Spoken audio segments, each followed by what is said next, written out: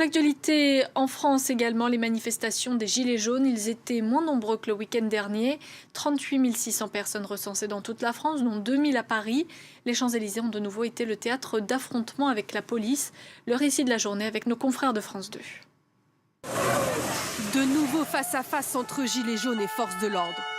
En fin de journée, la situation se tend sur les Champs-Élysées. Des motards de la police viennent en renfort. Ils sont violemment pris à partie par des manifestants. L'un des policiers sort son arme, un autre va au corps à corps. Mais sous la pluie de projectiles, ils sont obligés de prendre la fuite.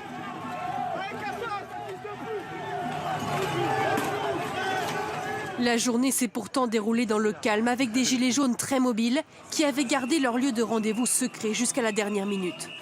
Hier, ils avaient annoncé le château de Versailles, une diversion. Ils se sont en fait retrouvés à la butte Montmartre.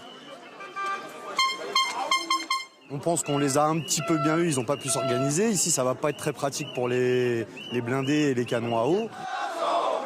Puis ils descendent dans les rues adjacentes.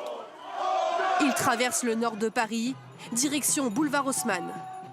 Pour que Macron démissionne notamment, et pour que ceux qui viennent après fassent mieux.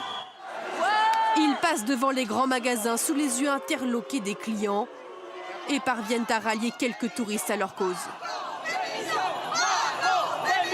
Quelques heures plus tard, certains sont bloqués par les gendarmes rue Vignon, tout près de la place de la Madeleine.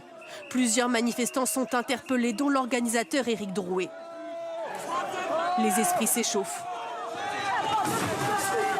Policiers et manifestants en viennent aux mains.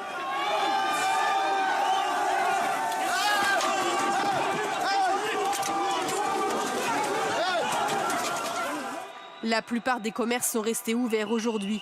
Alors près de l'hôtel de ville, quand des manifestants allument un feu de poubelle, c'est un restaurateur qui tente de l'éteindre au plus vite.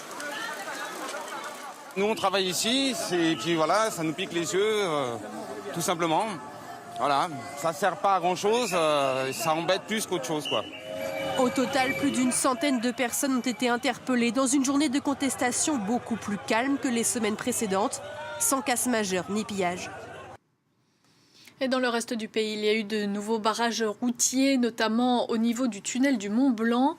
Plusieurs blocages aux frontières ont également été observés, comme à Perpignan. Au total, 220 personnes ont été interpellées dans toute la France et 81 placées en garde à vue.